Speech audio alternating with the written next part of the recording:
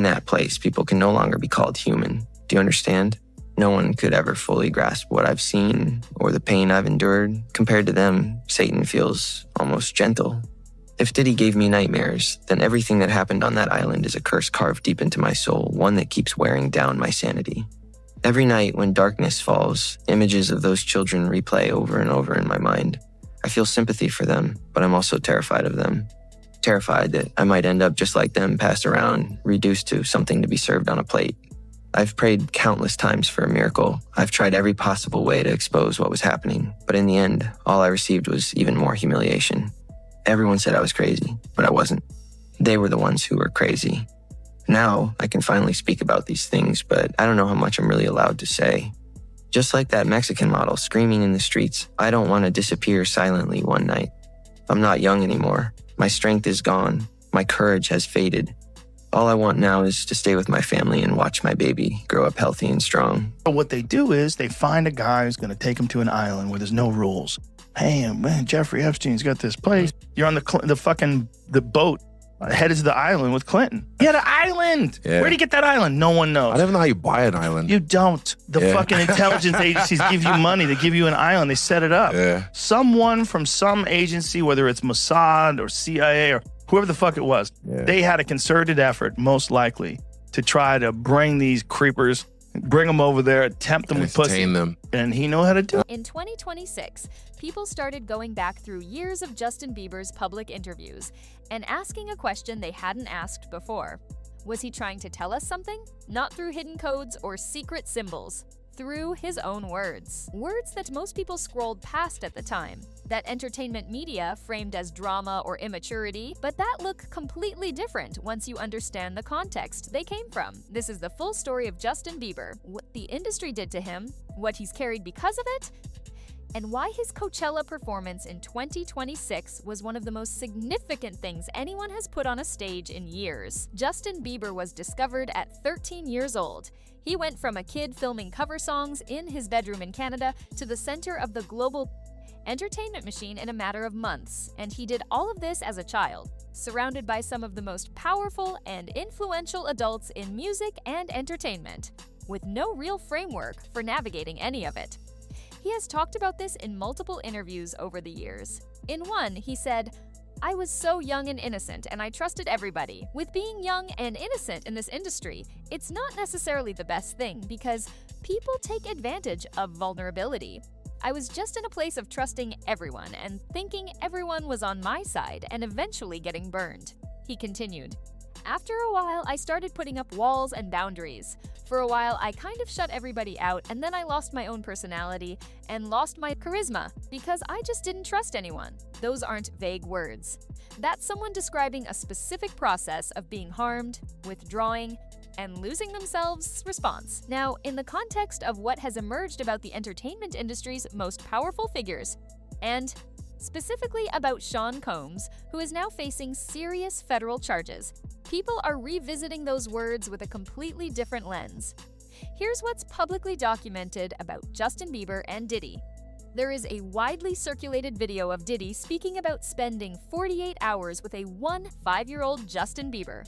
In the clip, Diddy says, "We can't really disclose what they were doing," describes it as a 15-year-old's dream, mentions having a form of guardianship over Justin for that period, and says they were going to go full buck, full crazy. That video exists. It's public. And in the context of what we now know about Diddy, it lands very differently than it did when most people first saw it. Justin Bieber's representative addressed this directly in a statement to TMZ. The statement said, "Although Justin is not among Sean Combs' victims, there are individuals who are genuinely harmed by him. Shifting focus away from this reality detracts from the justice these victims rightfully deserve." That statement is important on multiple levels. It confirms that Justin himself is not claiming victim status in the Diddy case. It also acknowledges that real victims exist and deserve the focus. And it was clearly designed to close a specific line of public speculation while showing solidarity with those who were actually harmed. What the statement does not do is explain what Justin did or did not witness, what he may or may not have experienced in the broader industry, or why a man who has spoken so openly about being taken advantage of as a young artist has never given the full picture of what that meant. What we do know is that the years following his rise were hard in ways the media largely framed as bad behavior. Arrests, public meltdowns, erratic decisions. The tabloid narrative was, here's a kid who got famous too fast and couldn't handle it. But his own words, across dozens of interviews, told a different story. He described isolation. He described people around him wanting things from him. He described the difficulty of not knowing who to trust. He talked about substance use, lean pills, Molly, as an escape during those years. He described being young and having a different level of exposure to things that most people experience privately, if at all. In 2017 and 2018, Justin made a significant turn toward faith. He became closely associated with a church community and surrounded himself with spiritual advisors. For some people, that looked like a fresh start. For others, it raised questions about what he was running from. But from his own perspective, he described it as finding structure and meaning after years of chaos. Then came Hailey Baldwin. Their marriage in 2018 is something he has consistently described as a stabilizing force in his life. But even that didn't fix everything overnight. In 2020, he publicly revealed he had been diagnosed with Lyme disease, a condition causing extreme fatigue and neurological complications.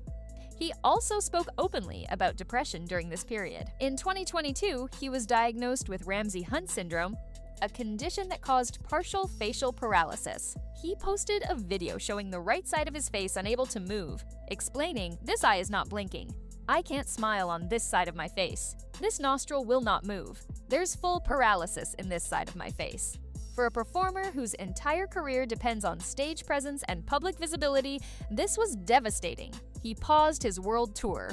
He stepped back from public life, and then, in 2026, he returned. Not to a standard comeback arena show, not with pyrotechnics and backup dancers, and the maximum production value of someone trying to prove something. He headlined Coachella and did something almost no artist at that level has ever done on that stage. He sat down. He played old YouTube videos of himself, the same clips that made him famous as a 12-year-old kid posting covers from his bedroom in Canada. He performed songs from when he was a teenager, duetting with video footage of his younger self. He walked fans through his own timeline on his own terms, calmly and deliberately. People who were expecting a spectacle were confused. People who understood what they were watching couldn't look away. What Justin was doing on that stage was something that trauma researchers actually have a name for. He was revisiting the origin of his story, the innocent, unguarded kid before the industry got hold of him. Not with shame or avoidance, but with acceptance. He was saying, "This is where I started. I'm not running from it anymore. I'm bringing it here to this stage, and I'm standing in it without breaking." A trauma specialist who commented on the performance described it as a public act of healing that was remarkable in its vulnerability. She noted that becoming a parent, Justin and Hailey have a child, is often a significant trigger for people processing complex childhood trauma, because seeing your own child's innocence can reconnect you with the version of yourself who was hurt. She said, "The Coachella set looked like someone processing that exact reckoning in real time and choosing to share it with the world rather than hide it." Whether or not you agree with that framing, the crowd responded with something that went beyond the usual Coachella energy. Katy Perry was spotted singing every word. The A-list crowd, Hailey beside him, Kylie Jenner, Kendall Jenner, a generation of cultural figures in the audience, was watching something more personal than a concert. Justin said during the set, "I feel like we got to take you guys on a bit of a journey. It was a journey, just not the kind most people expected." There's a Reddit comment that circulated after the show that captured something real about the public's shifting relationship with Justin Bieber. People have been noticing for years that something wasn't right. He has cried about the industry being dangerous for kids. He's spoken openly about serious mental health problems and admitted to being suicidal at points. And the media routinely exploited those moments for content rather than asking what was underneath them. That's the conversation the Diddy case and the broader reckoning with the entertainment industry's treatment of young artists has opened up, not just for Justin Bieber, For a generation of performers who were handed to powerful adults as children and asked to trust that those adults had their best interests at heart. Some of them did, many of them didn't. Justin Bieber's full story is still unfolding. His official statement makes clear he is not positioning himself as a victim in the legal case surrounding Diddy. But his own words, his own documented health crises, his own withdrawal from the industry, and slow, deliberate return, all of it tells a story about what it costs to grow up inside a machine that moves faster than any child can keep up with. The Coachella performance was the first time in a long time that it felt like Justin was ahead of that machine instead of underneath it. Drop your thoughts in the comments. What moment from his career looks most different to you now? And do you think his Coachella set was what it looked like, someone healing in public?